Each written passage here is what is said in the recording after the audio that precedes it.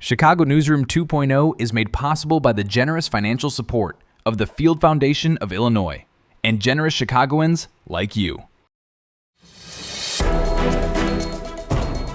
This week, on a special edition of Chicago Newsroom 2.0, Roundtable regulars Hugo Balta, Claude Robinson, and Sufyan Sohel are back to analyze and opine on the top news stories of the past week.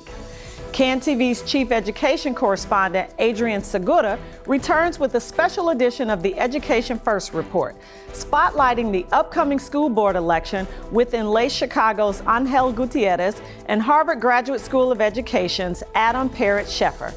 And CAN-TV's Executive Director Darrious Hilmon is here to share his opinion about the country's 250th birthday celebrations. I'm Dr. Suzet McKinney. Chicago Newsroom 2.0 starts right now.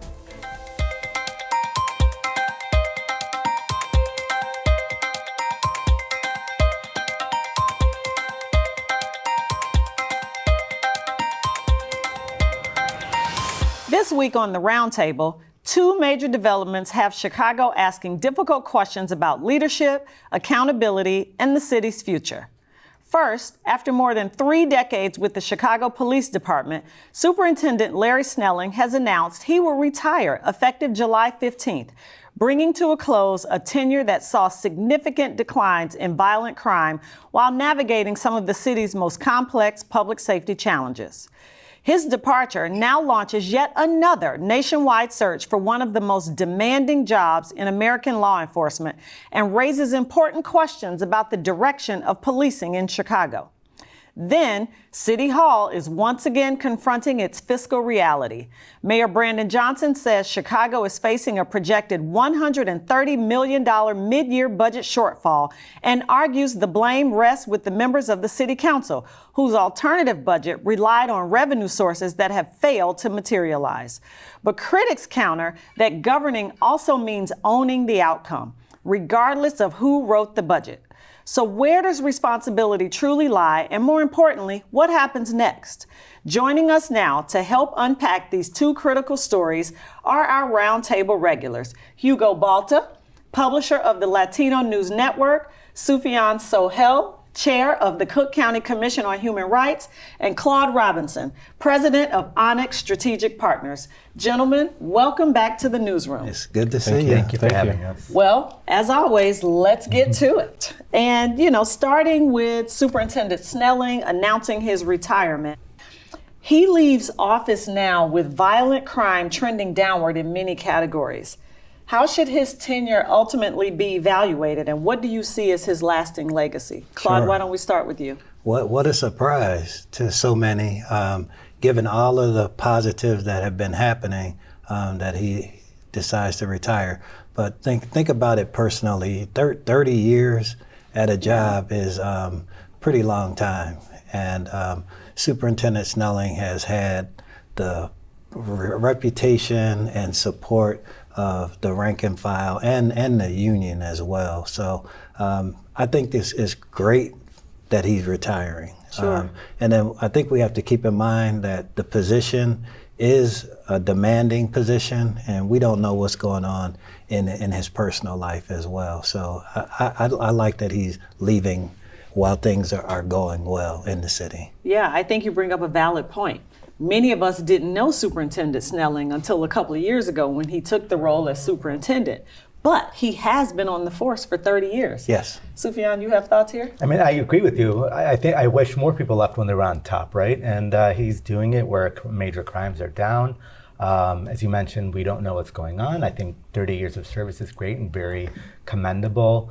And then people leave, right? People leave jobs. And I think the flag is 4 superintendents in 6 years, I believe, is the statistic. So is there something else that's making them leave? Is it just demands of the job? I'm curious as to some of the reasons why he may be leaving, if we ever learn. It could just be a very personal decision too. But Sure.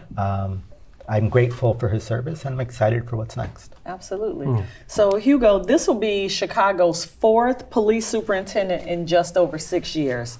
What does this continued turnover at the top mean for departmental stability, officer morale, and even public confidence? And I think it's exactly that, right?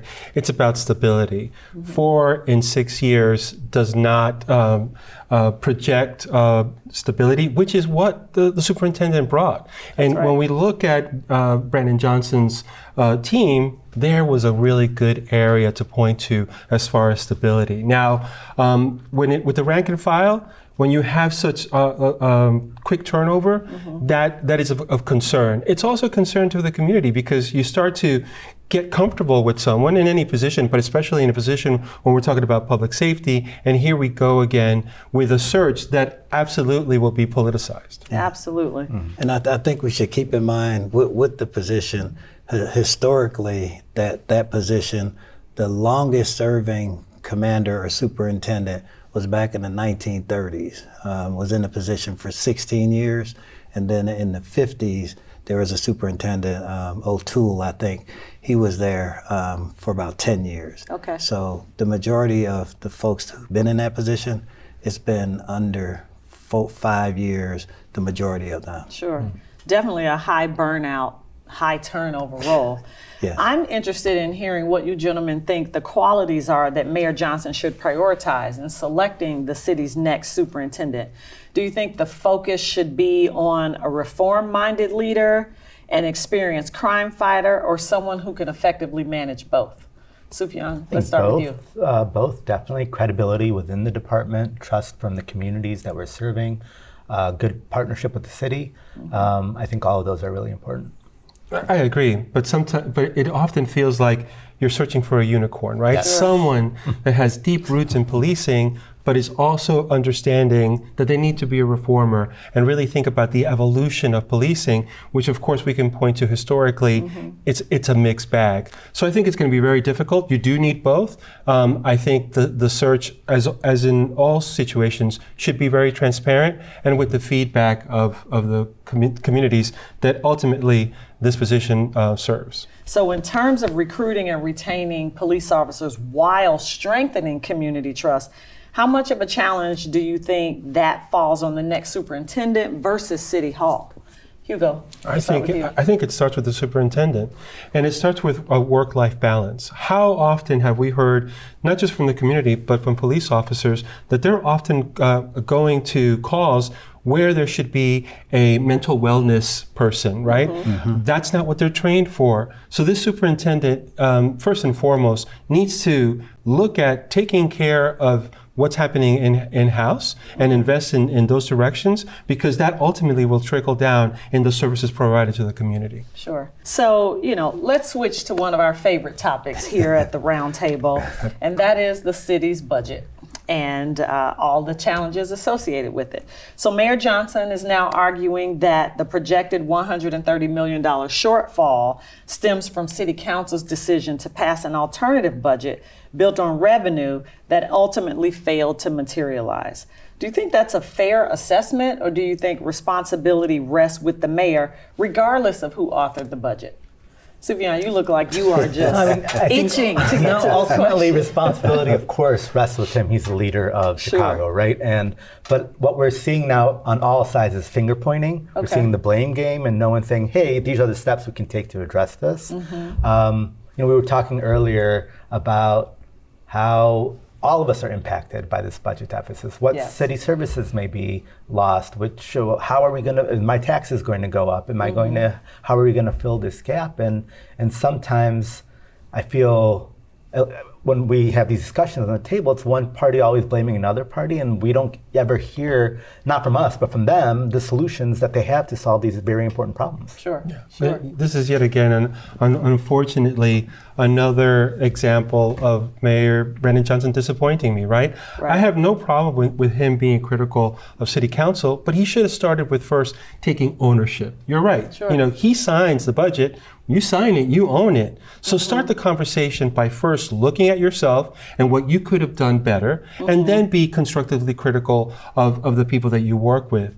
I think there's enough blame to go around, but I think I would have wanted him first, as the leader, to take responsibility.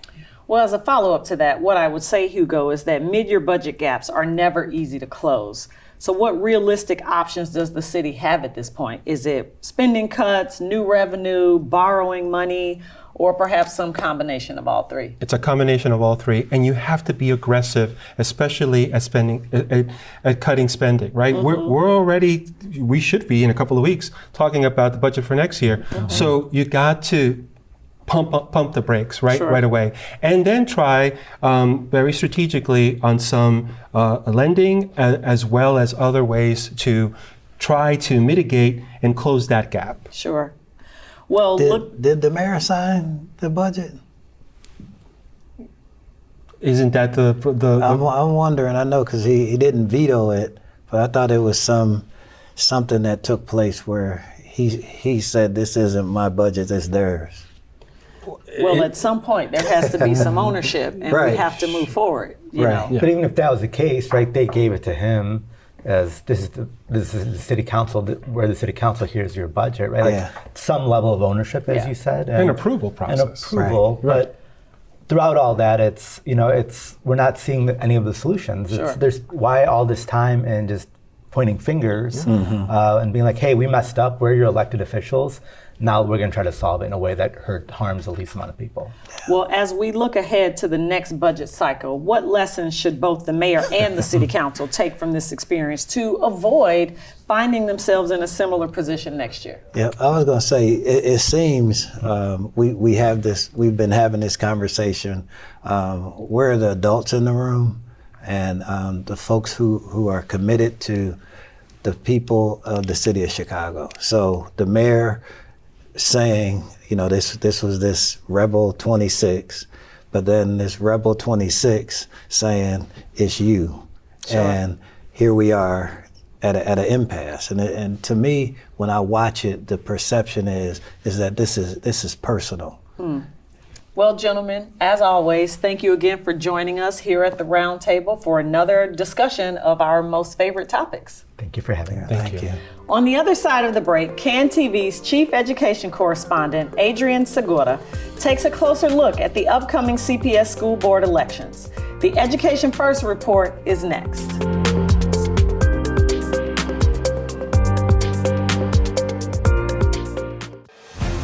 They say television is about sitting back. We say it's about stepping up. Your block has stories worth telling. Your neighbors have voices worth hearing. Chicago has a heartbeat worth sharing. Stop watching their world. Start showing yours.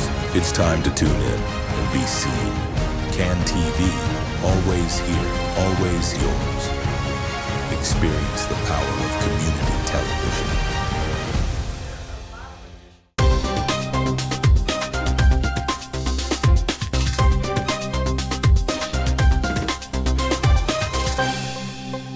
Here now with a special extended edition of the Education First report is CAN TV's Chief Education Correspondent, Adrian Segura. Adrian? Thanks, Suzette. For decades, one of the nation's largest public school systems has been governed largely through mayoral appointments. But this November, Chicago voters will complete a historic transition, electing every member of the Chicago Board of Education, including, for the first time ever, a citywide board president. The election marks the culmination of a years-long shift away from mayoral control and toward direct public accountability, giving Chicagoans an unprecedented voice in the future of their public schools. And the stakes couldn't be higher.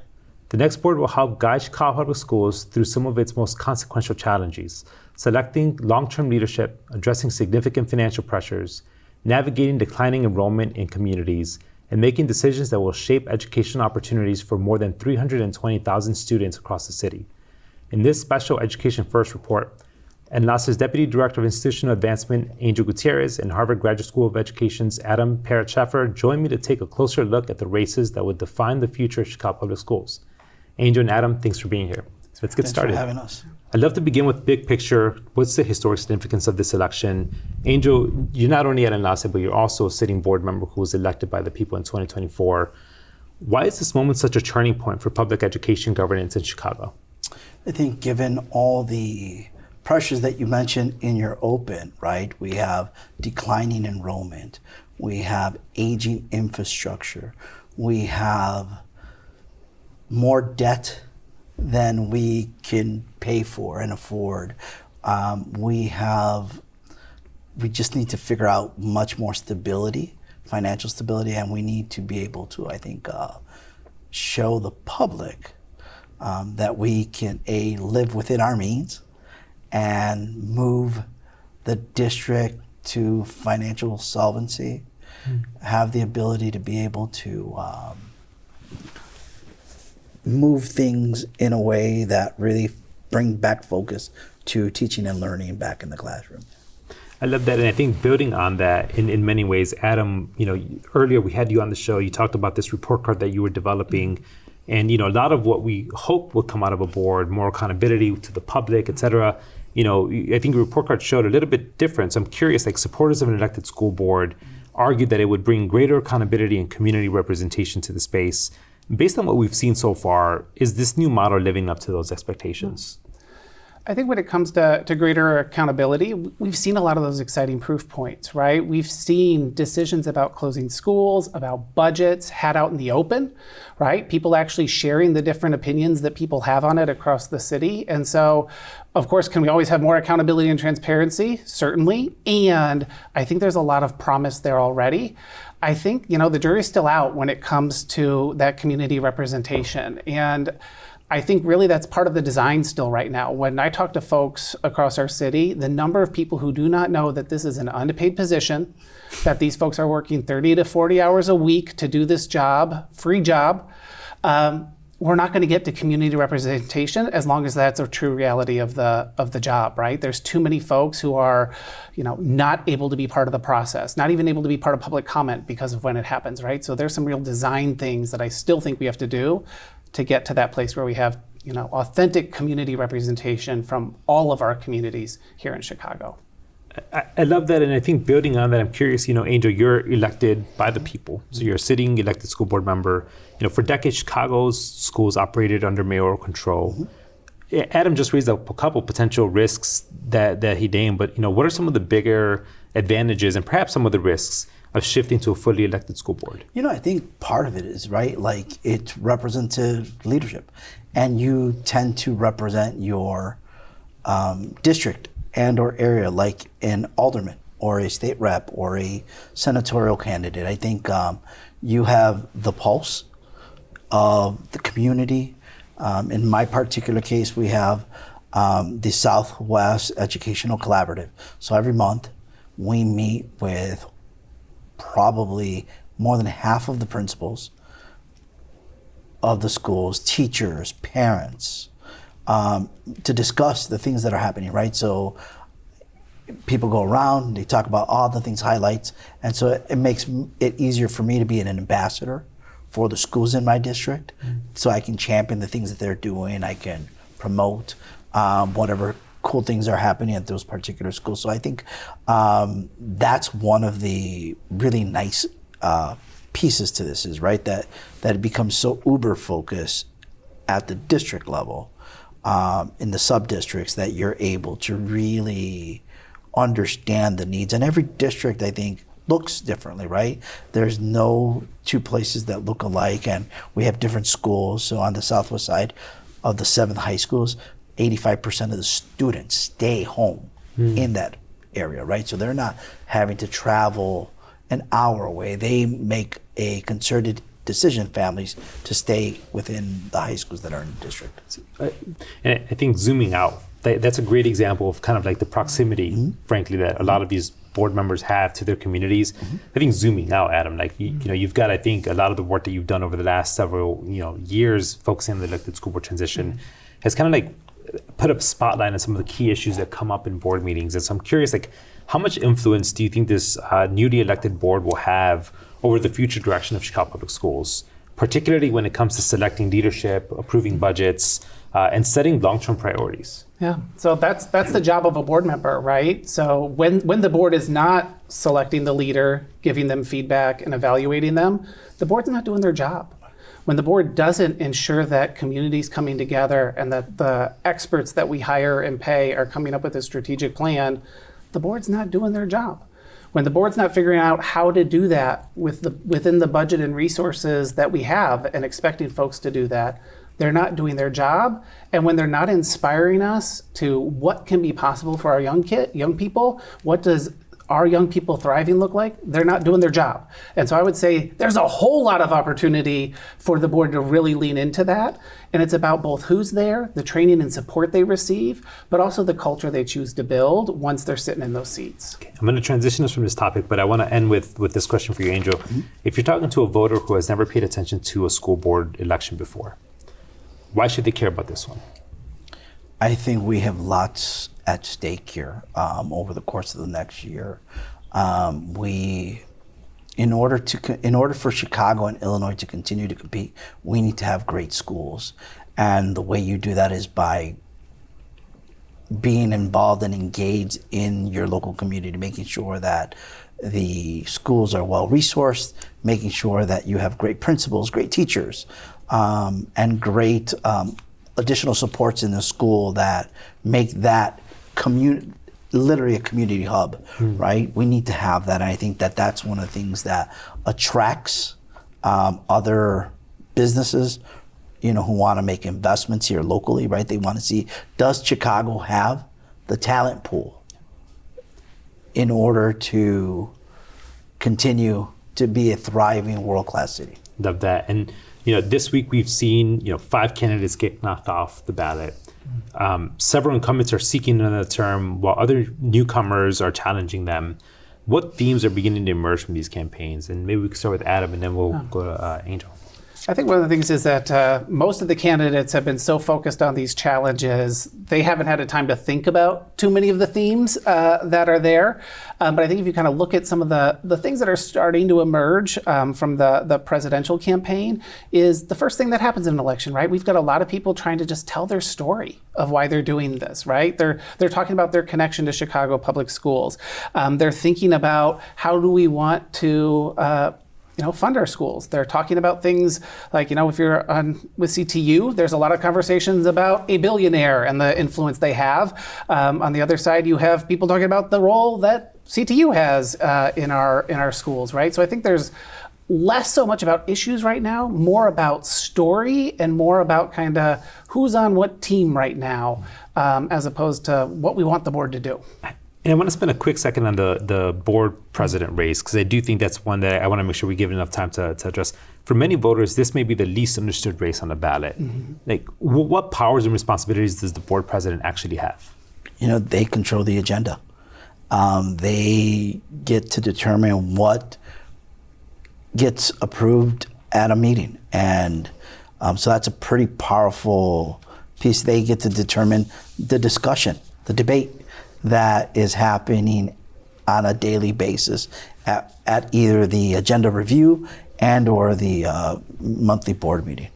It's pretty powerful and influential. So I want to end both of you on this one. What qualities should voters prioritize when choosing someone to lead a governing body responsible for one of the nation's largest school districts? So we'll start with Adam and then we'll close out with Board Member Gutierrez. So I think we need someone who can exercise independence, right? Is able to think about all the different perspectives we have in Chicago, which means that they need to have empathy, particularly for those who are at the margins of our system, who our schools have not done right by. They need to be folks who are committed to evidence and who are able to change their mind when they receive evidence that is different than what they thought before.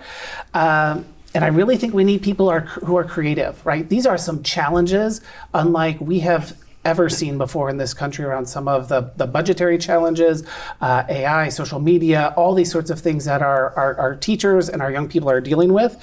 And so we need folks who are really able to think differently about how we might solve some things. Remember, we got probably a quick 10 seconds. Yeah, I would say I agree with Adam, but I also would add you got to have the ability to work across the aisle and across the city to get things done. Right, we're in a moment in time where we need to get things done. Yeah. Never enough time in these segments and so much to cover, but I just want to thank both of you for taking the time. The decisions made in this election won't simply determine who occupies seats at the Board of Education. They'll help shape the future of more than 320,000 Chicago public school students, influence billions of taxpayer dollars, and impact everything from academic achievement and school safety to facilities, finances, and the long-term direction of public education in our city. As Chicago completes its historic transition to a fully elected school board of education, voters have an unprecedented opportunity and responsibility to help determine who will lead the nation's largest school districts into its next chapter. In the weeks ahead, Education First will continue following these races, examining the issues, introducing you to the candidates, and providing comprehensive coverage leading up to Election Day. Suzette? Many thanks, Adrian. On the other side of the break, CAN TV's Executive Director Darrious Hilmon shares his thoughts on America's 250th birthday celebrations. Opinion is next. Got something to say about Chicago? Now's your chance to be heard. Chicago Newsroom 2.0 is launching Opinion, a new segment where everyday Chicagoans take the mic. Whether it's a neighborhood issue that's been ignored, a citywide concern that needs attention, or a fresh idea that could change our city, we want to hear from you. Submit your commentary at cantv.org/opinion. If selected, we'll invite you on air to share your perspective with all of Chicago. Experience the power of community television.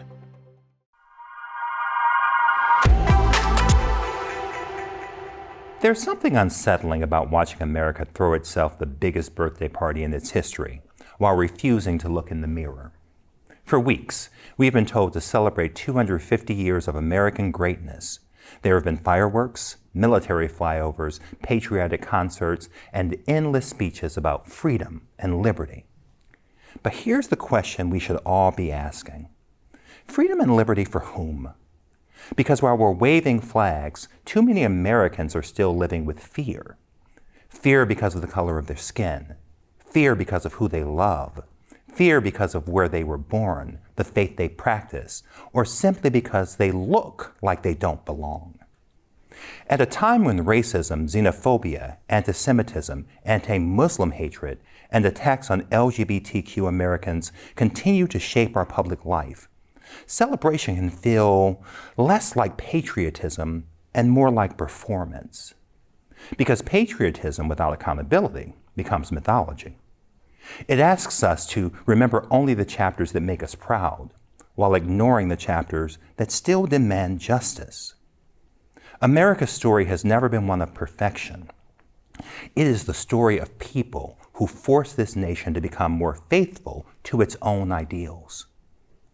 Progress has never come because we celebrated ourselves. Progress came because courageous Americans challenged us to be better. Today, our democracy faces profound tests. Public trust has eroded. Political division has hardened. Too often, truth itself has become negotiable. Those are not realities we should ignore simply because it's America's birthday. James Baldwin once wrote, "I love America more than any other country in the world. And exactly for this reason, I insist on the right to criticize her perpetually."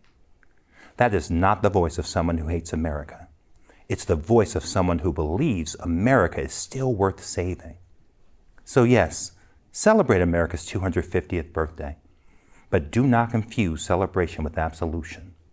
Because the most patriotic thing any American can do is refuse to stop demanding that this country finally becomes what it has always promised to be. I'm Darrious Hilmon, and that's my opinion. We want to hear from you, Chicago. Got an opinion on a topic you've been wanting to get off your chest? CAN TV is the place to do it. Share your opinion with us in 250 words or less. If your submission is selected, we'll invite you to join us on the air to present your perspective to the entire city. With that, we bring this week's newsroom to a close. As always, Chicago, thank you for making time for Chicago Newsroom 2.0 and CAN TV in your busy day. Until we see you again, be well and well informed.